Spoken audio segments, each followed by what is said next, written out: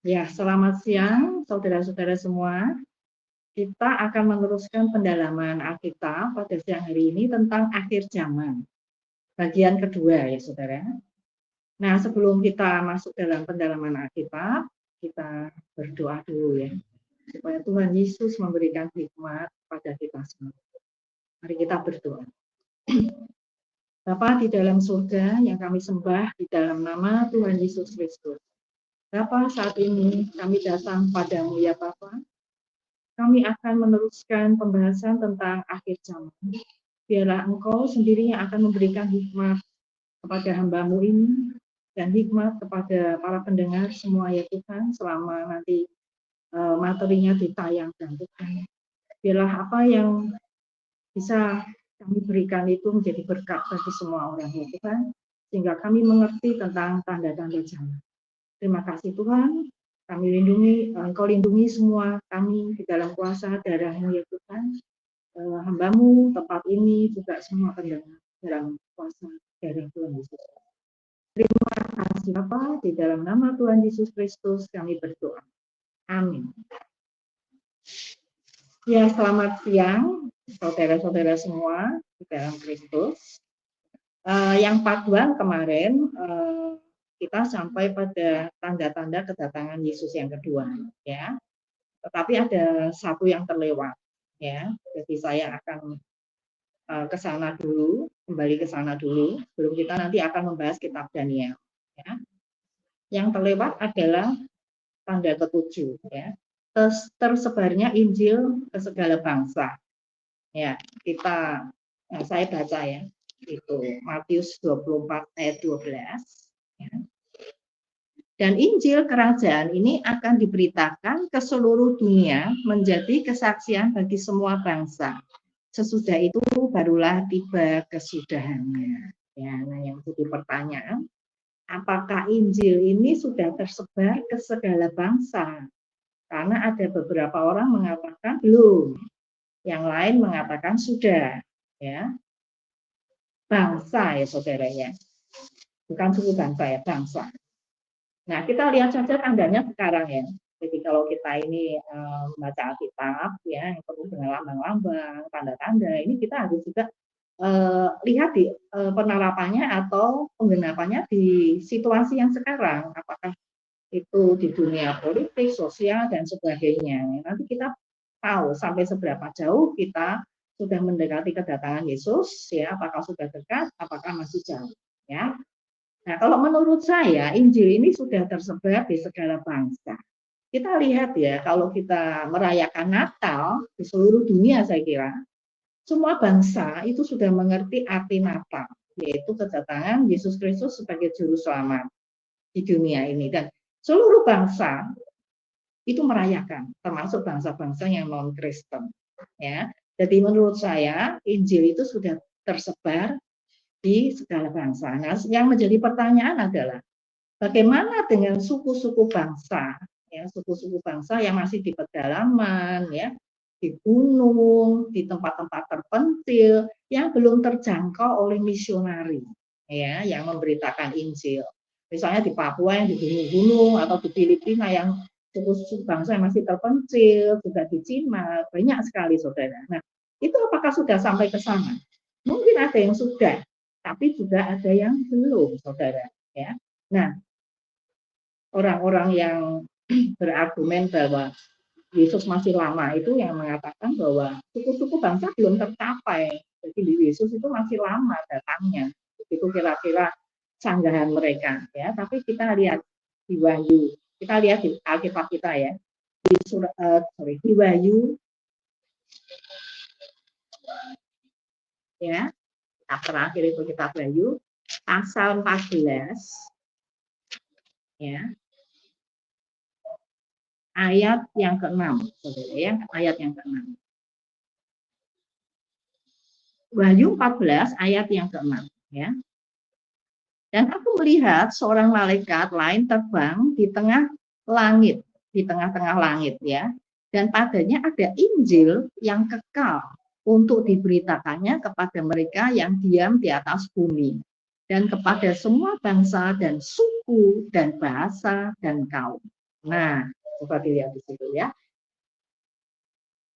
Ayat ini ditulis untuk penggenapan nubuat nanti, ini belum terjadi ya, pada masa sengsara. Karena kitab Wahyu itu adalah kitab penghukuman. Kalau kita baca penghukuman Tuhan yang tercurah ke dunia ini ke depan, itu mengerikan sekali. Makanya jangan sampai kita ini tertinggal waktu Yesus datang. Karena sebelum penghukuman ini, Yesus sudah mengangkat gerejanya. Jadi, meluputkan gerejanya dari murka Allah. Ada ayat-ayatnya. Saya lebih cocok yang pre-tribulasi ya, sebelum terjadi masa sengsara besar. Ya, karena banyak ayatnya yang mendukung ke sana. Ya, jadi selama masa sengsara nanti, ya, penghukuman atas dunia, Israel dan dunia ya, ada bencana alam, ada segala macam ya di situ ya. Kalau kita baca ya, kita bacanya aja sudah mengerikan. Jangan melewati masa ini, gitu aja saudara ya.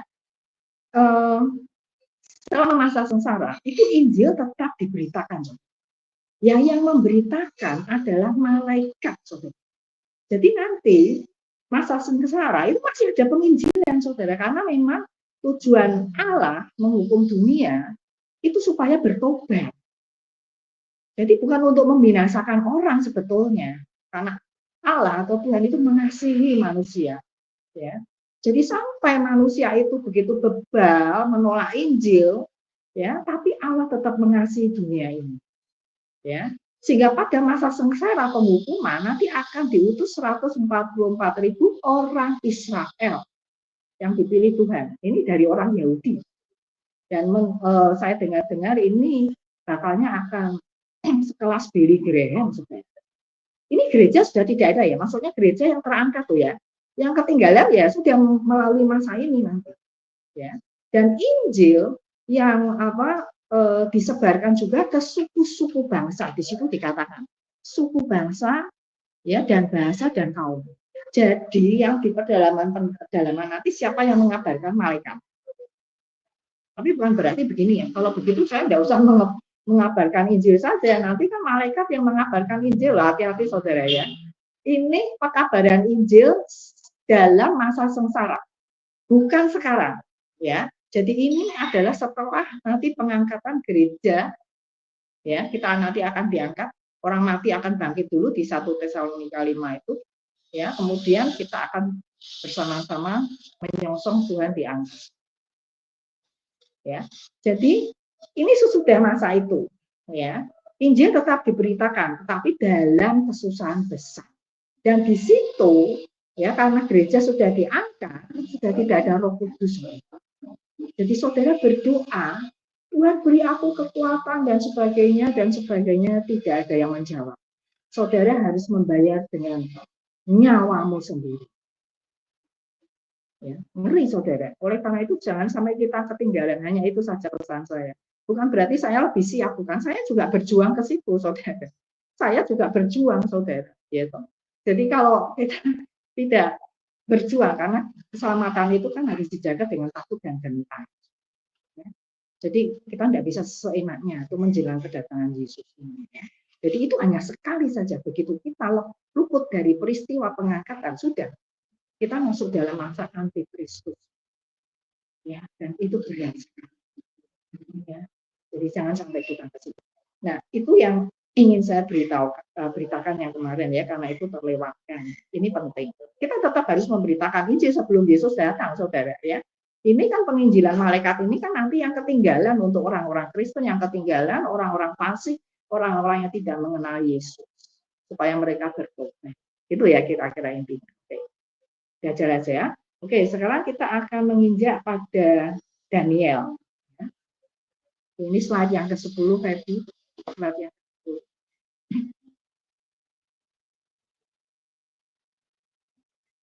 Nah, ini sekedar gambar ya, bukan berarti Daniel wajahnya kayak gitu ya, sekedar gambar. Saya kalau presentasi itu suka pakai visual, saudara, supaya tidak bosan ya, baca teks semua, nanti bosan. Jadi saya beri visual sampai banyak itu. Ya, jadi Daniel itu hidup dalam pembuangan antara Babel dan setelah kerajaan Babel yaitu Media dan Persia. Daniel ikut dibuang bersama suku Yehuda ke Babel, ya. Nah, Ini saya ceritakan dulu latar belakangnya biar cepat ya. Karena ayat yang dibaca, pasal yang dibaca itu banyak. Jadi saya ringkas saja ya. Jadi Daniel ini adalah seorang yang setia kepada Tuhan, kepada Allah ya. Dia berdoa 3 kali sehari ya menghadap Yerusalem. Ya, dia mungkin menunggu kapan Israel ini dilepaskan dari penjajahan Babel yang menurut buat dirinya itu sekitar 70 tahun. Ya. Pada suatu hari, saudara, Raja Babel yang terkenal ini namanya Nebukadnezar. Ya, semua orang pasti pernah mendengar lah ya. Raja Babel. Ya. Raja Babel ini Nebukadnezar ini bermimpi, saudara. Dan dia memanggil semua ahli jampi, orang berilmu, ahli sihir, ya, para kasdim, untuk memberitahukan ya mimpi itu dan maknanya. Jadi sulit ya memberitahukan mimpinya apa. Biasanya kan orang kalau mimpi diberitahukan dulu mimpinya, kemudian baru maknanya. Tapi raja ini aneh, minta diberitakan mimpinya dulu dan maknanya. Nah, dari semua ahli-ahli ini, ya, tidak ada yang tahu. Bahkan mereka mengatakan, mengusulkan bagaimana kalau raja itu menceritakan dulu mimpinya. Setelah itu kita akan memberikan maknanya. Gitu. Malah raja ini marah sebenarnya. Sehingga keluarlah titah ya untuk membunuh semua orang ahli-ahli nujum, sihir, nakasdim, tapi suruh membunuh. Wah, mengerikan sekali ya. Dia marah ya. Nah, Daniel itu termasuk orang yang berilmu. Nah, Daniel ini terancam untuk dibunuh dengan 3 temannya. Nah, oleh karena itu suatu kali Daniel menghadap raja. Saudara, ini gambaran ya. Dia minta waktu supaya bisa mendapatkan pemberitahuan tentang mimpi itu dan maknanya. Ya. Nah, kemudian setelah itu raja memberikan dia waktu. Dia berdoa pada Allahnya. Ya. Dia berdoa bersama temannya. Nah, suatu kali, saudara, Daniel ini ya mendapatkan mendapatkan penglihatan. Ya. Nah, penglihatan itu seperti yang Nebukadnezar mimpikan, gitu ya. Coba kita lihat dulu. Nah, kita lihat ke slide yang ke-12 tentang patung. Nah, ya. Ini saya bacakan ya ayatnya karena panjang, tapi saudara sambil membayangkan, ya, membayangkan materi atau apa ya bahan-bahan dari patung itu, karena beda, ya. Daniel pasal yang kedua ayat 31 sampai 35. 31 sampai 35 atau 36 ya. Saya baca ya sambil saudara-saudara membayangkan bahan daripada patung itu ya. Ya raja, tuanku melihat suatu penglihatan, yakni sebuah patung yang amat besar. Patung ini tinggi, berkilau-kilauan, luar biasa, tegak di hadapan tuanku, dan tampak mendahsyatkan. Adapun patung itu kepalanya dari emas tua, dada dan lengannya dari perak, perut dan pinggangnya dari tembaga, sedang pahanya dari besi dengan kakinya sebagian dari besi dan sebagian lagi dari tanah liat. Saudara bayangkan itu ya. Nah, sementara tuanku melihatnya terungkit lepas sebuah batu tanpa perbuatan tangan manusia. Lalu menimpa patung itu tepat pada kakinya dari besi dan tanah liat itu sehingga remuk. Maka dengan sekaligus diremukkannya juga besi, tanah liat, tembaga, perak, dan emas itu. Dan semuanya menjadi seperti sekam di tempat pengirikan pada musim panas. Ya. Lalu angin menghembuskannya sehingga tidak ada bekas-bekasnya yang ditemukan.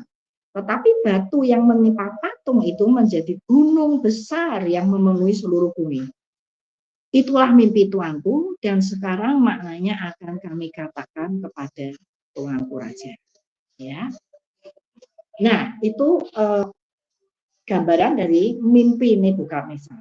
Ya, patung badannya tadi kan dari emas, kepala perak, ya, dadanya, perutnya dari tembaga, kemudian pahanya dari besi, kemudian betisnya itu dari lutut ya sampai ke bawah itu campuran dari tanah liat dan besi. Nah, maknanya apa?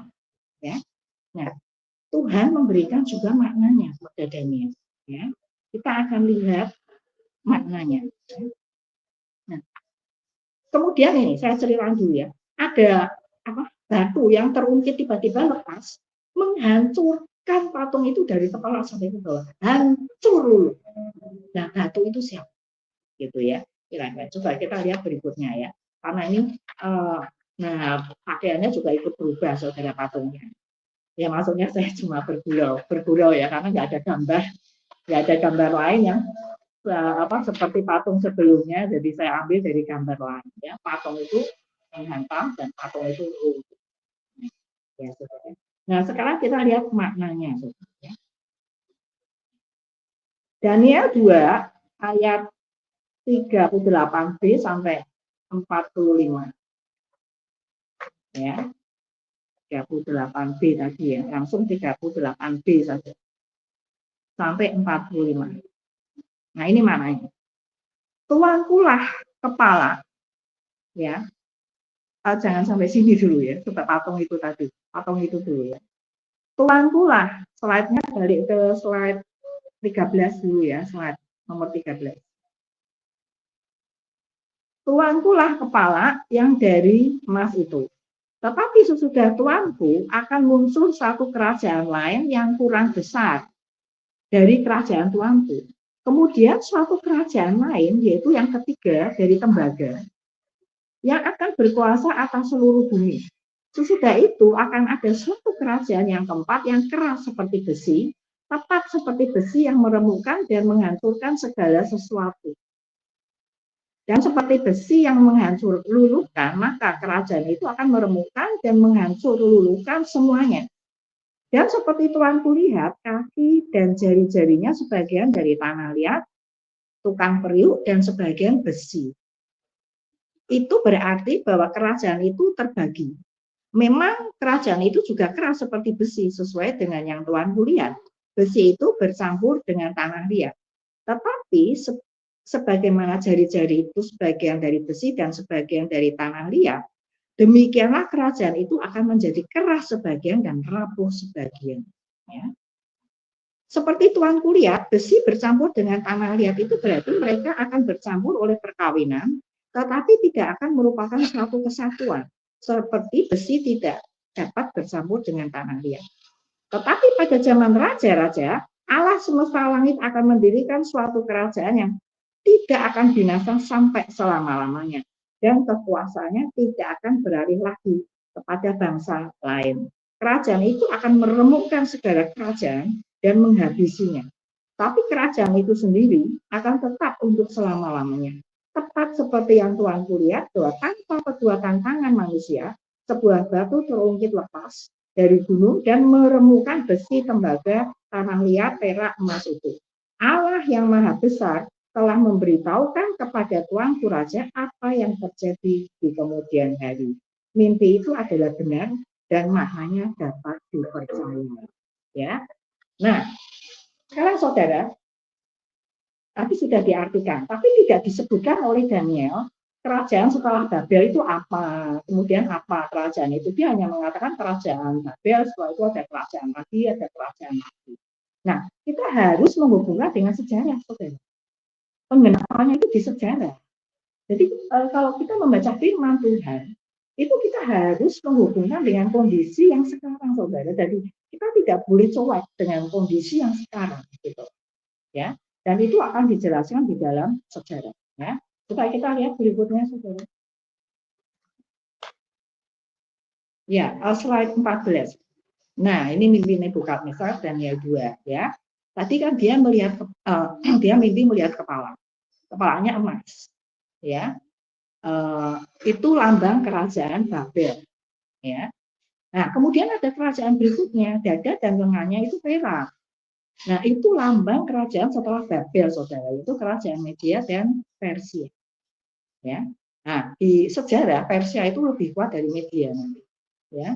Kemudian kerajaan berikutnya, saudara, adalah perut dan pinggang itu dari tembaga. itu Yunani setelah ini. Ya, kemudian setelah itu pahanya itu dari besi, saudara.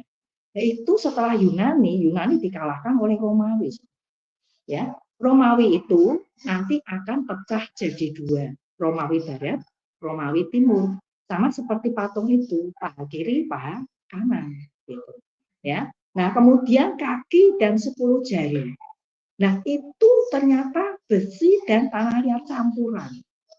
Nah itu ditafsirkan oleh beberapa orang karena beberapa ahli eskatologi itu adalah kerajaan-kerajaan Eropa. Nah, kemudian ada batu yang menemukan patung itu adalah kerajaan. Kita di mana sudah? Kita sudah tidak di zaman Romawi. Zaman Romawi itu kan zamannya Yesus waktu lahir, ya kan? Nah, itu sampai sekitar 500 tahun. Romawi itu 5 abad, sudah. Paling lama Romawi itu. Ya, dan kemegahannya luar biasa Romawi. Ya, Yesus lahir di saat itu. Kerajaan besi. Kejam sekali Romawi itu. Nah, bagaimana itu hukuman salib sampai seperti itu? Ya, kita bayangkan Yesus disalib, mati dalam kondisi berdiri. Saudara bayangkan. Itu kan menahan supaya tidak jatuh. Sudah sakit ditambah menahan supaya tidak jatuh. Mendingan tidur, saudara. Itu. Tapi ini berdiri, saudara. Luar biasa kejamnya Romawi itu. Ya. Nah, kemudian dari turunan Romawi itu nanti akan ada kaki dan 10 jari. Itu campuran dari. Nah, ini menuju ke kerajaan Eropa. Kita sudah melihat, saudara. Sudah. Kita sudah melihat, saudara. Tinggal satu step lagi, kerajaan Allah akan datang. Jadi, apakah masih lama? Saya kira tidak. Ya. Oke. Kita lihat berikutnya. Ya. Ya, coba kita lihat berikutnya ya. Kita berikutnya. Ya, slide berikutnya.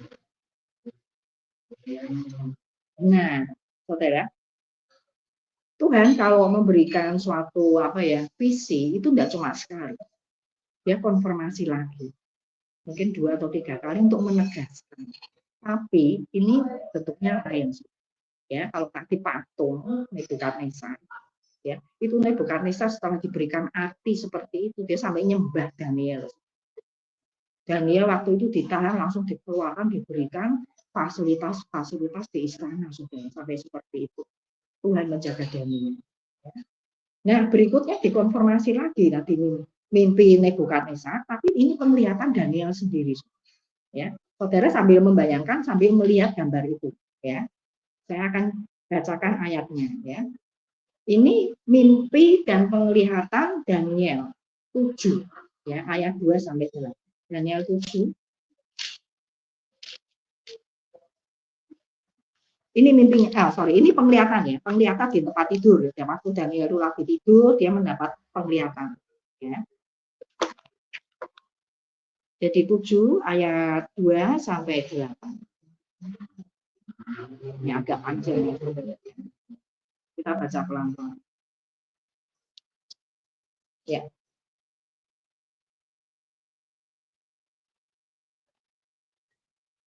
Berkatalah Daniel demikian, pada malam hari aku mendapat penglihatan, tampak keempat angin dari langit mengguncangkan laut besar, dan 4 binatang besar naik ke dalam laut. Yang satu berbeda dengan yang lain. Yang pertama rupanya seperti seekor singa, dan mempunyai sayap burung Raja Wali. Ya, kita lihat itu gambaran di situ ya. Aku terus melihatnya sampai sayapnya tercabut dan ia terangkat dari tanah dan ditegakkan pada 2 kaki seperti manusia dan kepadanya diberikan hati manusia. Ya. Dan tampak ada seekor binatang yang lain yang kedua, rupanya seperti beruang. Ia berdiri pada sisinya yang sebelah dan 3 tulang rusuk masih ada di dalam mulutnya, di antara giginya. Dan demikian dikatakan kepadanya, ayo makanlah daging banyak-banyak. Kemudian aku melihat tampak seekor binatang yang lain, rupanya seperti macan tutul. Ada 4 sayap burung pada punggungnya, lagi pula binatang itu berkepala 4 dan kepadanya diberikan kekuasaan. Ya. Kemudian aku melihat dalam penglihatan malam itu, nampak seekor binatang yang keempat, yang menakutkan dan mendahsyatkan. Dan ia sangat kuat. Ia bergigi besar dari besi, ia melahap dan meremukkan, dan sisanya diinjak-injak. Diinjak-injaknya dengan kakinya. Ia berbeda dengan segala binatang terdahulu. Lagi pula bertanduk 10, sementara aku memperhatikan tanduk-tanduk itu, nampak tumbuh di antaranya suatu tanduk lain yang kecil, sehingga 3 dari tanduk-tanduk yang dahulu itu tercabut. Dan pada tanduk itu tampak ada mata seperti mata manusia dan mulut yang menyombong. Nah, itu penglihatan Daniel. Nah, sekarang kita lihat dulu maknanya ya. Karena ada maknanya, binatang itu maksudnya apa? Tandu itu maksudnya apa? Tuhan memberikan tahu juga simbol-simbol itu ya. Nah, kita baca dulu maknanya ya sambil kita melihat gambar itu. Maknanya itu terdapat dalam pasal 7 juga, 17 sampai 25. Ya, saya baca sambil Anda bayangkan ya kembali ke singa tadi ya. Binatang-binatang yang besar 4 ekor itu ialah 4 raja yang akan muncul dari dalam bumi. Nah, ini terjemahan di Alkitab Bahasa Indonesia ini raja. Di King James Version itu juga king, raja. Tapi di International Version itu kingdom. Jadi kesimpulannya binatang ini bisa kerajaan, bisa raja. Tandu itu juga nanti juga bisa kerajaan, bisa raja. Tapi biasanya raja. Ya. Binatang yang besar yang 4 ekor itu adalah 4 raja yang akan muncul dari dalam bumi. Sesudah itu orang-orang kudus milik yang maha tinggi. Orang-orang kudus milik yang maha tinggi akan menerima pemerintahan. Dan mereka akan memegang pemerintahan itu sampai selama-lamanya. Bahkan kekal selama-lamanya. Ya, saya teruskan bacanya. Lalu aku ingin mendapat penjelasan tentang binatang yang keempat, yang berbeda dengan segala binatang yang lain, yang sangat menakutkan dengan gigi besinya dan kuku tembaganya, yang melahap dan meremukkan dan menginjak-injak sisanya dengan kakinya, dan tentang ke-10 tanduk yang ada pada kepalanya, dan tentang tanduk lain, yakni tanduk yang mempunyai mata, yang mempunyai mulut yang menyombong, yang tumbuh sehingga patahlah 3 tanduk, dan yang lebih besar rupanya dari tanduk-tanduk itu. Jadi akan muncul nanti 1 tanduk kecil dari 10 tanduk binatang yang keempat ya, yang menakutkan setelah slide ini. Setelah slide ini ya. Terus ya, saya akan lanjutkan. Maka ayat 23 ya. Maka demikianlah katanya. Binatang yang keempat itu ialah kerajaan yang keempat yang akan ada di bumi, yang akan berbeda dengan segala kerajaan dan akan menelan seluruh bumi, menginjak-injaknya dan meremukkannya. Ke-10 tanduk itu ialah 10 raja yang muncul dari kerajaan itu. Sesudah mereka akan muncul seorang raja, dia berbeda dengan raja-raja yang terdahulu dan akan merendahkan 3 raja. Jadi tanduk itu adalah raja. Ya. Ia akan mengucapkan perkataan menentang yang maha tinggi dan akan menganiaya orang-orang kudus milik yang maha tinggi. Ia berusaha untuk mengubah waktu dan hukum, dan mereka akan diserahkan dalam tangannya selama 1 masa, 2 masa, dan setengah masa. Nanti kita lihat berapa tahun, berapa lama 1 masa itu. Lalu majelis pengadilan tinggi akan duduk dan kekuasaannya akan dicabut daripadanya untuk dimusnahkan dan dihancurkan sampai lenyap. Ya. Nah, saya baca sampai situ. Ya. Jadi saudara, kita balik lagi ke tadi ya. Setelah tadi dikatakan bahwa singa itu lambang Babel. Dia punya sayap dan bentuknya singa kenapa? Karena singa itu lambang kesombongan. Dia kan binatangnya raja hutan. Kalau orang bilangnya raja hutan, gitu ya. Dia yang punya kuasa. Ya. Itu sifatnya Nebukadnezar. Ya, dia begitu arogan sampai terakhir dia mengatakan bahwa aku adalah Allah, Nebukadnezar, sampai ditampar malaikat. Ya. Itu sejarahnya ada di Daniel. Nah, binatang berikutnya itu adalah beruang, ya. Berdiri pada satu sisi kakinya, berdiri pada satu sisi yang sebelah. Itu artinya ada dua kerajaan, yang satu lebih kuat daripada yang lain. Itu Persia dan Media. Persia lebih kuat, lebih terkenal, ya. Dan binatang itu ada tiga rusuk di mulutnya. Itu dia menaklukkan Susiana, kerajaan kecil ya, Susiana, Lydia, dan Asia Minor saat itu ada. Nah, itu lambang dari rusuk yang ada di mulutnya, ya. Jadi beruang itu lambang keserakahan juga, ya. Nah, kemudian binatang yang ketiga setelah berikutnya, macan tutul, ya. Ya, macan tutul ya. Itu Yunani, ya. Nah, di situ dikatakan raja yang paling besar di Yunani adalah Alexander the Great, ya kan? Kalau kita kembali ke sejarah, ya, sejarah dunia, ya. Yunani yang paling besar adalah Alexander the Great. Ya memang itu setelah itu ada raja-raja atau sebelumnya, tapi yang paling gede itu. Lambangnya macan tutul, artinya cepat sekali geraknya. Alexander the Great itu menaklukkan banyak wilayah, ya. Dan pada akhir hidupnya dia memberikan kerajaan itu dibagi 4, saudara, diberikan kepada jenderalnya. Makanya di situ dikatakan ada 4 kepala dan 4 sayap, ya. Dan keempat kepala itu adalah Syria, Mesir, Makedonia, dan Asia Minor saat itu, ya. Itu diberikan pada jenderalnya, ya. Nah, sudah tergenapi toh? Sudah. Yunani sudah lewat, ya. Nah, sekarang kita lihat binatang yang keempat. Ini belum antikris loh, saudara. Binatang keempat ini adalah lambang Romawi setelah Yunani. Saudara kalau mungkin bisa melihat ya, peta kerajaan Romawi itu adalah kerajaan yang paling luas wilayahnya, ya.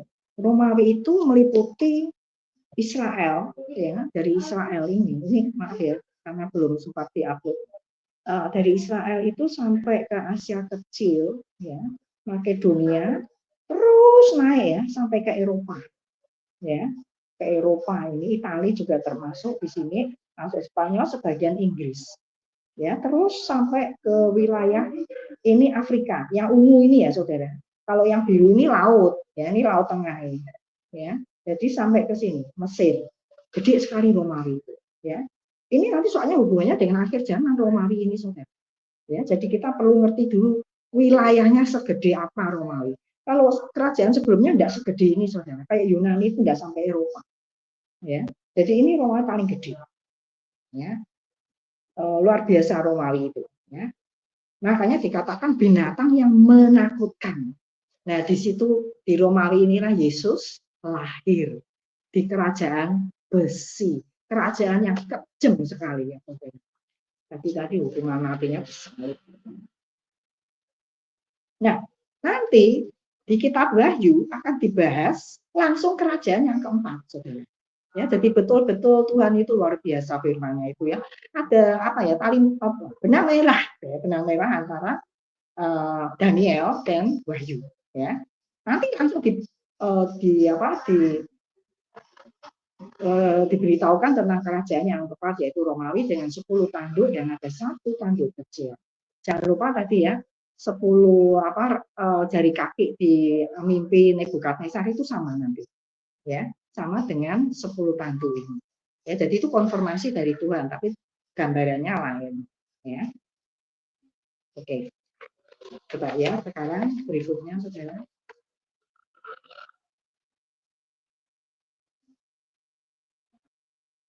Oke. Nah, berikutnya tuh di slide 17. Slide yang ke-17.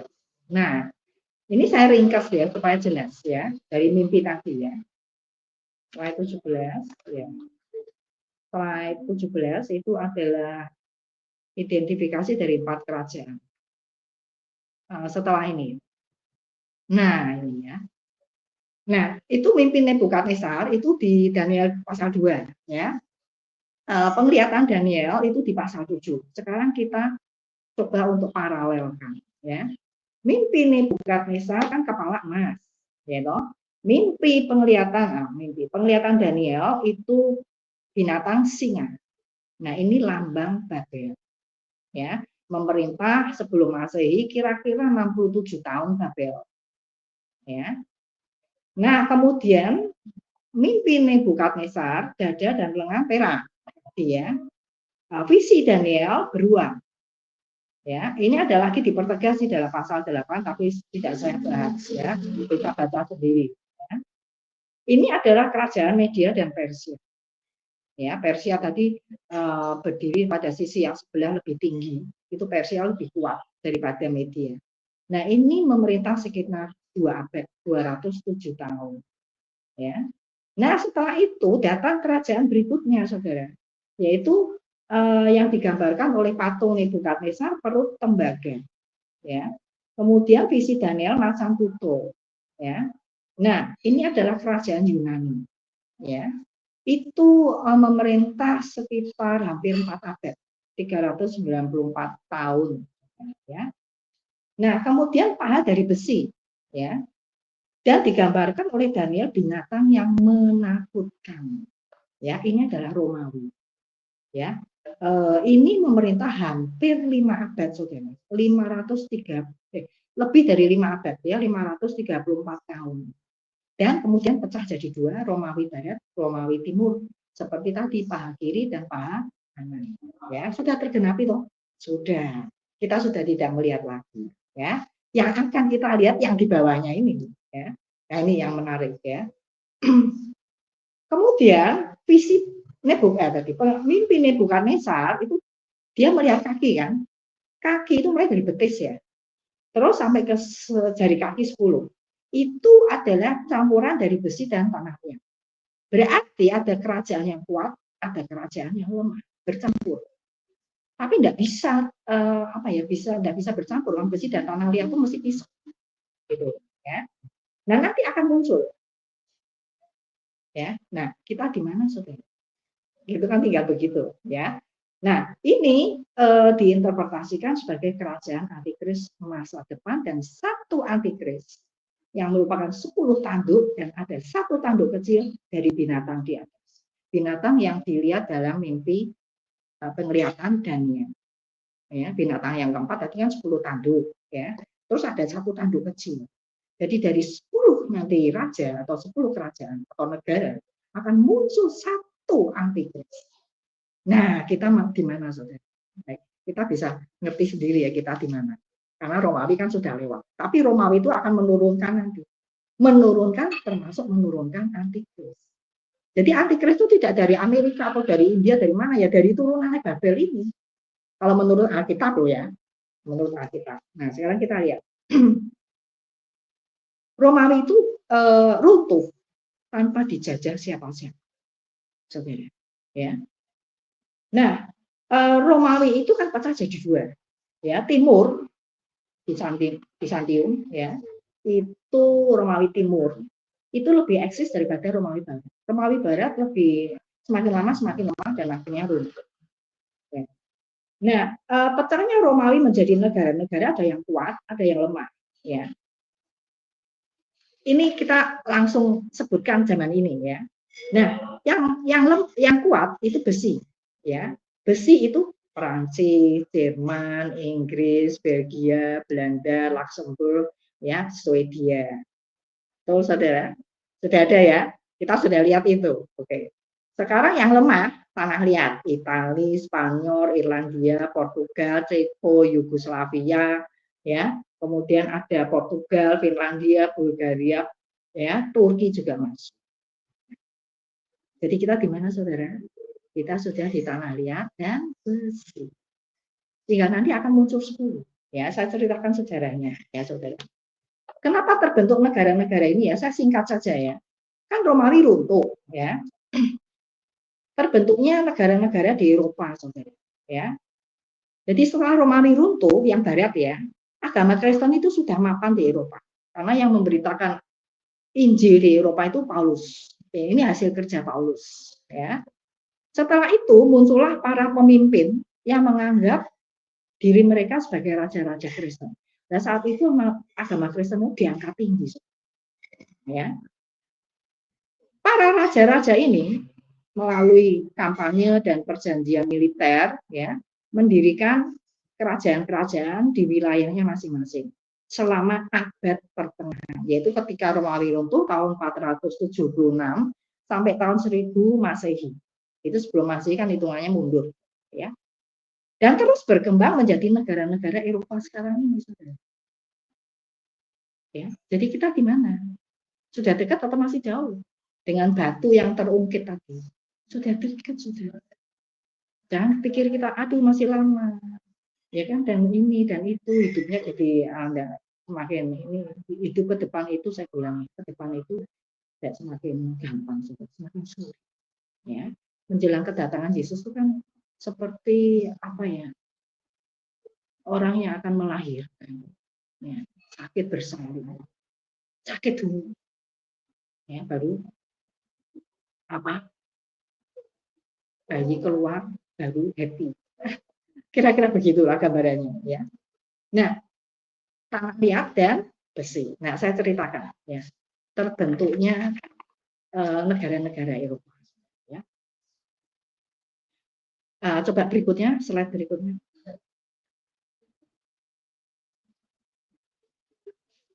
Nah, ini ya, 10 tanduk dan 1 tanduk kecil loh dari binatang yang keempat, yang tadi penglihatan Daniel, ya.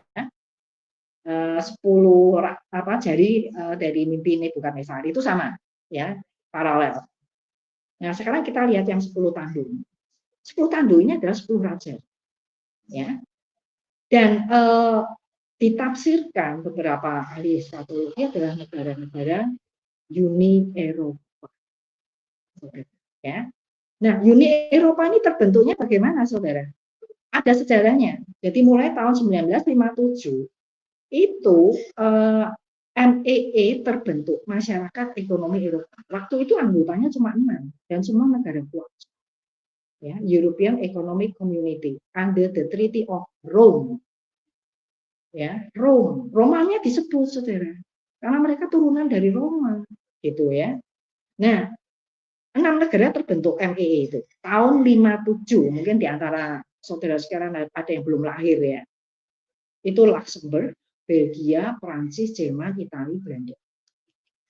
Nah, terus ini kan dulu fokusnya ke ekonomi saja, masyarakat ekonomi Eropa ini, ya. Tapi lama-lama berkembang, akhirnya masalah politik juga ikut masuk ke situ, ya. Kemudian menjadi isi, ekonominya dicoret jadi isi, European Community, ya, tahun 67. Nah, sekarang itu sudah tambah lagi anggota masuk, ada yang keluar, Inggris keluar, ya, masih ingat itu ya, Inggris keluar dari dunia 28, sekarang 27, ada 27 negara. Nah, waktu itu pernah jadi 10 negara. Wah, ini ahli eskatologi mulai, wah lah ini tinggal satu ini antikrisnya keluar, ternyata belum, saudara, karena masih banyak yang masuk. Sekarang ya, ini 27 negara. Apakah kita akan nunggu jadi 10? Menurut saya tidak. Kan yang berperang nanti di kitab Wahyu melawan anak domba ini hanya 10. Dan perangnya itu, perang Armageddon itu cuma 1 jam saja. Nanti kita lihat di Wahyu. Ini persis ya, penggenapannya. Wah, ini luar biasa sekali firman Tuhan, ya. Jadi runtut sekali. Nah, saudara, semboyan daripada Uni Eropa ini adalah reform in Europe since the Roman Empire. Jadi mereka ingin mereka mempunyai visi, ya, seperti kejayaan Romawi dulu, dan supaya bisa bersaing dengan Amerika.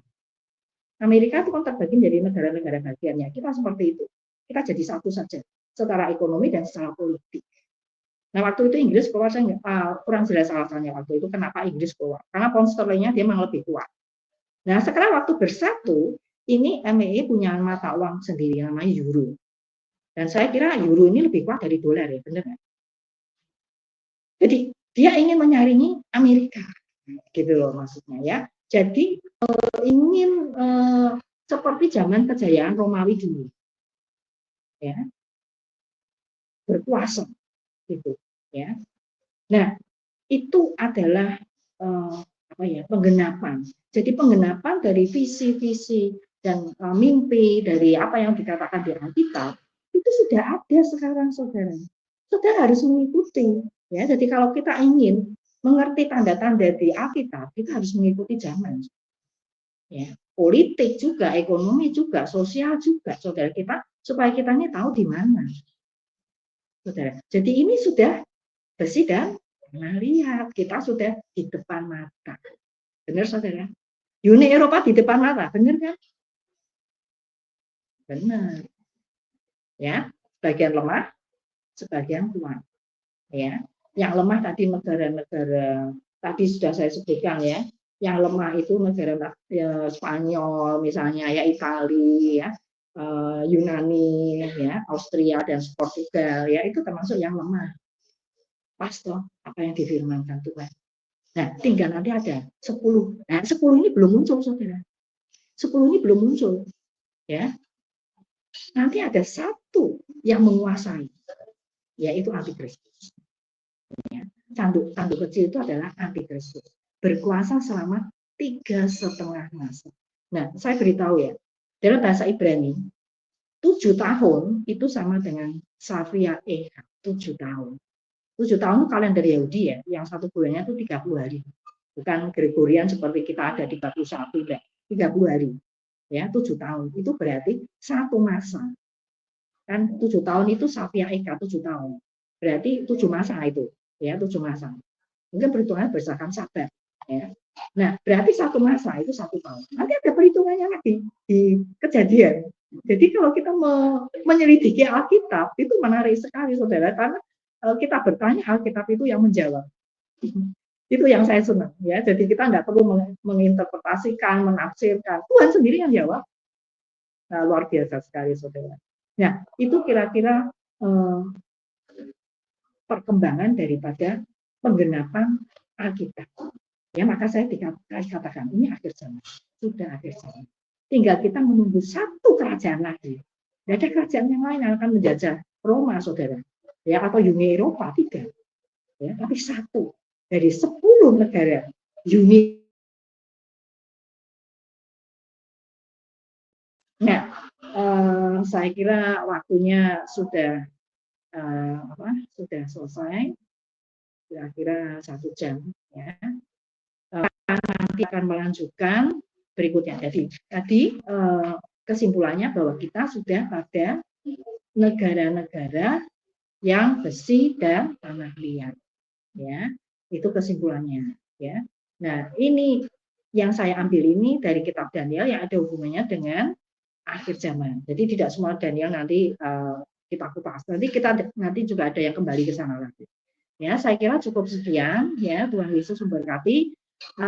Saya harap saudara tetap mengikuti sampai bagian yang keempat. Ya, kita akan bertemu lagi minggu depan. Terima kasih. Tuhan memberkati.